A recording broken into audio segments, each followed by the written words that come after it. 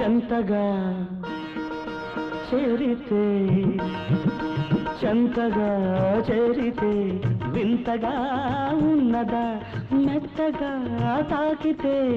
కొత్తగా ఉన్నదా మెత్తగా తాకితే కొత్తగా ఉన్నదా నిన్న కలగా ఉన్నది నేడు నిజమవుతున్నది నిన్న కలగా ఉన్నది నేడు నిజమవుతున్నది అనుకున్నది అనుభవమైతే అంతకన్నా ఏమున్నది వయసు దారి తీసింది వలపు ఉరకలేసింది మనసు వెంబడించింది